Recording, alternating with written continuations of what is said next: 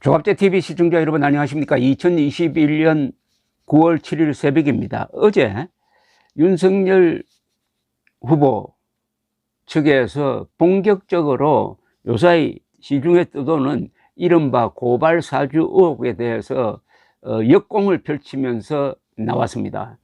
장제원 국민의힘 의원은 통화 녹취록이라는 걸 공개를 했습니다. 최초로 보도한 뉴스버스와 국회의원 김웅, 국민의힘 소속이죠. 김웅 두 사람 사이의 녹취록을 공개를 하면서 김 의원이 그 문제가 된 고발장은 내가 만들었다. 그것은 윤석열하고 아무 관계없다. 라고 했는데도 이 매체가 그런 사실을 무시하고 윤 전 총장에게 불리한 보도를 했다라고 비판을 했습니다.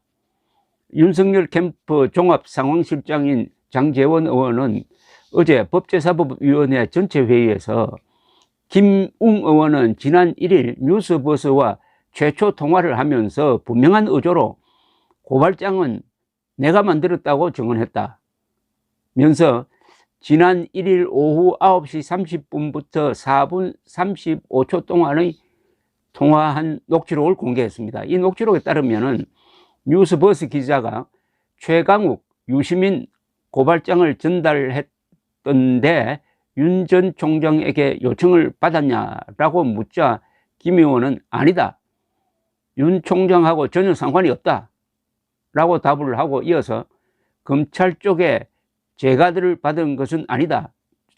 준성이와 이야기했는데 그거 제가 만들었다고 했다라고 기록이 되어 있었습니다. 장 의원은 뉴스버스가 김 의원과의 통화 내용 핵심을 의도적으로 누락을 했다면서 녹취록 전체를 공개를 하라고 요구를 했습니다. 그리고 어제 윤석열 캠프도 보도자료를 내면서 김웅 의원이 최초 해명에서 고발장 작성자는 자신이라고 밝힌 점과 손준성 검사가 본인이 작성한 것이 아니라고 부인한 점을 볼 때 고발장 작성은 김웅 또는 제3자가 작성한 것으로 보는 것이 진실에 부합한다고 주장을 했습니다. 윤석열 캠프 쪽에서 해명한 내용의 요지는 이렇습니다. 고발장 내용을 보면 검사가 작성한 것으로 보기엔 너무나 투박하다. 시민단체나 제3자가 작성했을 가능성이 높아 보인다. 고발장에 적힌 좌파 정권 유지라는 동일한 이해관계, 내통 등의 표현은 보수 유튜버뿐만 아니라 일반 시민들도 얼마든지 쓸 수 있는 표현으로 검사로서의 전문성과 식견이 들어가 있는 것으로 보기 어렵다. 억지로 검찰에서 쓴 것처럼 보이게 하려는 의도가 곳곳에서 엿보인다. 한겨레가 공개한 고발장은 공개 자료를 토대로 작성 가능한 수준이고 채널A 사건 관련 당시 지현진 판결문의 출처를 검찰로 단정하기 어려웠던 점 등등을 보면은 이것은 윤석열 총장과는 무관하고 검사가 작성했다고 보기도 어렵다. 라고 이렇게 주장을 했습니다. 이어서 고발장에 최강욱 등의 공직선거법 위반 사건과 윤석열, 김건희, 한동훈 등 각각에 대한 개인적인 명예훼손 사건이 한꺼번에 들어있는데 성격이 다른 사건들을 하나의 고발장에 모두 담은 것도 비상식적이다. 이렇게 고발하면 전체적으로 수사가 끝날 때까지 결론을 내지 못해 수사가 신속하게 이루어질 수 없다. 수사 과정을 누구보다 잘 아는 검사가 작성한 것이라면 이런 식의 고발장을 작성한다는 것은 상식 밖이다. 손준성 검사가 본인이 작성한 것이 아니라고 부인한 점과 김웅 의원이 초안 작성자는 자신이라고는 언급을 한 것을 볼 때 고발장 작성은 김웅 또는 제3자가 작성한 것으로 보는 것이 진실에 부합한다. 검찰권을 사유화한 장본인은 윤석열이 아니라 문재인 대통령과 추미애 전 법무장관이다. 언론에서 청부 고발 프레임을 덮어씌우고 검찰총장과 법무장관은 기다렸다는 듯이 거들고 여당 대선 후보들과 범여권 인사들이 한 목소리로 공격하고 있다. 채널A 사건과 한명숙 전 총리 관련 모해 위정 사건에서도 확인된 너무나도 익숙한 공작 정치의 레퍼토리다. 병풍 조작 사건의 망령을 떠올리게 한다. 국정조사를 하려면 채널A 공작과 옵티머스 수사 문객이 여권 수사에 대한 수사 지연 내지 방해 의혹 등을 먼저 수사하는 것이 순서일 것이다. 이렇게 이야기를 했네요.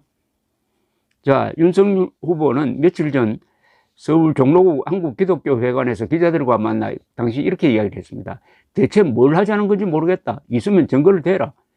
정치 공작 한두 번 겪었나? 누굴 고발하라고 한 적도 없고 그럴 이유도 없다. 지난해 1월 법무부가 올바른 입장을 옹호한 검사들까지 전부 보복 학살 인사로 내쫓아 민심이 흉흉했다. 이 사건에 고발이 들어간다고 해도 수사를 할까 말까 한데 그런 걸 사주한다는 것 자체가 상식에 안 맞는 일이다. 채널 A 사건도 결국 선거를 위한 권은의 정치 공작으로 드러났었다. 상식 있는 국민께서 잘 판단하실 것이라고 설명을 했습니다.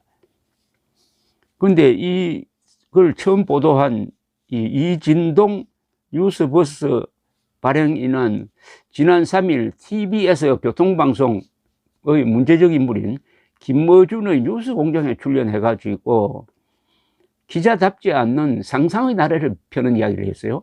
수사정책관은 검찰총장 지시 없이는 일을 할 수 없는 자리라는 건 다 아는 사실이다. 상식적으로 볼 때 당시 대권주자 반열에 오르내린 유시민 총선 출마자인 최강욱, 황희석을 피고발인으로 하는 고발장을 썼는데 총장이 모른다. 이건 말이 안 된다고 아주 상상의 나래를 펼쳤습니다. 이진동 씨는 윤 전 총장이 알고 있었을 가능성이 높게 보는 또 다른 이유로 고발장에 피해 사실로 적시된 내용 중 사실 김건희는 불법적인 주가 조작에 관여한 적 없었다는 것이 있다는 점을 들었는데 이 점에 대해서는 어제 윤석열 총장 쪽에서 그거는 언론 보도된 거 보면 다 누구나 다 알 수 있는 부분이고 그게 무슨 비밀이냐 이렇게 주장을 했습니다. 등등. 이걸 뭐 이진동 씨 이야기는 생략하겠습니다. 이 사람이 지금 기자인지 아니면은 자기가 자기 회사에서 쓴 걸 가지고 홍보하고 다니는 사람인지. 기자라는 것은 사실 확인을 엄정하게 하고 그 다음에 평가는 다른 사람에게 맡겨야지 그 글을 쓴 사람이 돌아다니면서 거기에 상상과 추정을 더하는 것 자체가 불순하다 이겁니다. 정상적인 기자의 태도, 취재 태도가 아닙니다. 그런데 한편 흥미로운 것은 홍준표 예비후보가 지난 5일 페이스북을 통해서 이런 주장을 했습니다. 곧 드러날 일을 공작정치 운운으로 대응하는 것은 기존 정치인들이 통상 하는 무조건 부인하고 보자는 배째라식 후한무치한 대응이다 라고 너무 심한 비판을 윤석열 후보를 통해서 향해서 했는데 이거 후회하게 되지 않을까 하는 생각이 드네요. 정치를 처음 시작하는 신인답게 깔끔하게 대응했어야 했다. 메시지 내용을 탄핵하다가 이제는 메신저를 탄핵하는 등 갈팡질팡 대응도 적절치 않다. 차라리 총장 시절 하도 총장 찍어내기가 심해 그렇게라도 대응할 수밖에 없었다고 솔직하게 대응했더라면 상황이 달라졌을 것이다. 야, 이건 너무 위험한 비판입니다. 그는 이어서 이제 진실게임에 들어가 버려 일이 커질 대로 커졌다. 비록 많은 주워 담기 어려운 말들을 해버렸지만 지금이라도 진실을 고백하고 대국민 사과를 하라. 그래요. 누가 결국 대국민 사과를 하게 될지는 조금 더 지켜보겠습니다. 한편 김웅 국민의힘 의원은 어제 중앙일보에 대해서 윤 총장과는 전혀 관련 없다. 최강욱 열린민주당 의원 고발장은 내가 만들었다 라고 고백을 했습니다. 뉴스버스와 통화하면서 윤 전 총장에게 요청받고 고발장을 전달한 거라는 기자 질문에 그건 그쪽과 연결된 건 없다. 윤 총장하고는 전혀 상관없다고 분명히 말했다고 중앙일보에 밝혔습니다. 어제 손준성 대구고검 인권보호관은 어제 고발장을 작성하거나 첨부 자료를 김웅 의원에게 송부했던 의혹은 전혀 사실이 아님을 다시 한번 말씀드린다. 향후 근거 없는 의혹 제기와 이로 인한 명예훼손 등 위법 행위에 대해서는 강력한 법적 조치를 취할 예정이다라고 했습니다.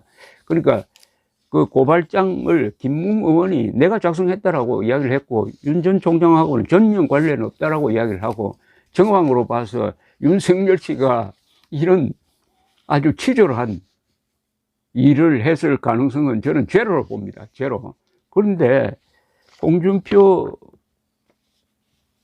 후보가 검사 출신인데 이 단계에서 어떻게 윤석열 씨에게 대국민 사과를 요청할 수 있는지, 하여튼 그 말에 대해서는 나중에 책임을 져야 될 것으로 판단이 됩니다. 감사합니다.